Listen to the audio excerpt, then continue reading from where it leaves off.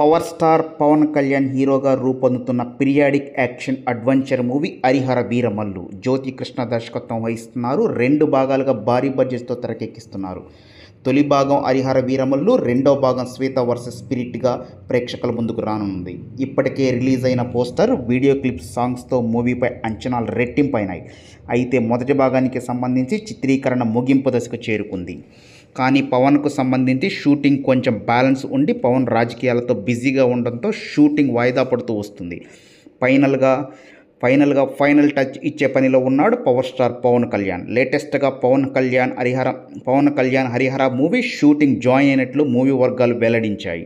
2 రోజుల పాటు షూటింగ్లో పాల్గొంటారని తెలిపింది. అలాగే అతి త్వరలోనే హరిహర వీరమల్లు ట్రైలరు, సాంగ్స్తో సహా అన్నీ రాబోతున్నాయి. సిద్ధంగా ఉండాలని రాసుకొచ్చారు మేకర్స్. అంటే అతి త్వరలో ట్రైలర్ బయటకు వచ్చే ఛాన్సెస్ ఉంది.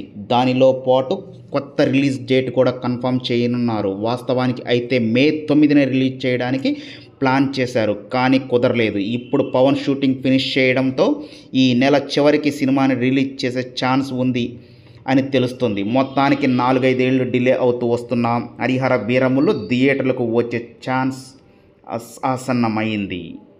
వెయిట్ చేసి చూడాలి. థియేటర్లన్నీ బాక్స్ ఆఫీస్ బద్దలవుతాయా, లేకపోతే మరొక గబ్బర్ సింగ్ కూడా మళ్ళీ తెరపైకి వస్తాడా అనేది వెయిట్ చేసి చూడాలి.